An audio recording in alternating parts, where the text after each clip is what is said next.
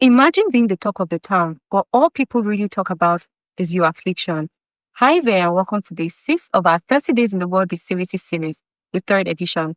In those days, word had quickly spread about Jesus, the said Savior and miracle worker, and everywhere he went, there was a multitude of people with all their problems and troubles and afflictions, hoping for healing, help, and miracles. It was the same case on this particular day that he was passing through Galilee.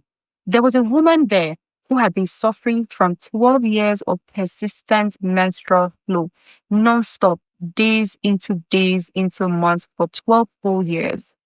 She heard that the miracle worker was in town, and she had told herself, I believe in my heart that if I can only lay hands on the hem of his garment, my healing will come. The Jewish law forbade people who were seeing their period from being amongst people and actively participating in things because they were termed unclean. So imagine that being your life for 12 years. She was practically ostracized, and financially she had been exhausted. She went to every physician that had existed. Anytime someone would recommend a new solution to her, she would put her head in and bring all the money and resources she had. So even the resources to maintain her situation and smell nice among people were no longer available. She was living in shame and isolation. But when she saw a possibility of her healing, she pushed that shame away. She did not care what people were going to say. I imagine that she was pushing through the crowd. Some people were giving way because they were like, oh my God, how can she be making contact with me? While some people would even push and shove her, like, what are you doing here? You're not supposed to be here. Why are you amongst people and all of that? But she didn't care.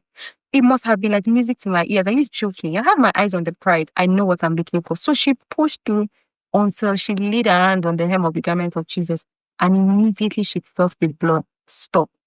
As she was feeling her healing, Jesus also felt power leaving that he had not intentionally administered.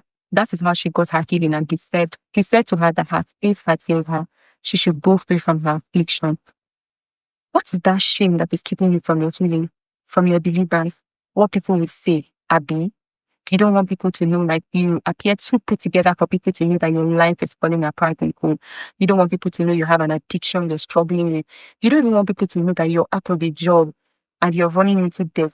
Like, there are situations you're facing in life that you don't have to be going through, but because of the shame of what people would say, how people would look at you, how people would cheer at you, you do not want to reach for your healing or your deliverance and a solution. Today, I encourage you, spiritually or not, do not allow shame hold you back from the next level. May God bless his words in our hearts. See you tomorrow. Bye.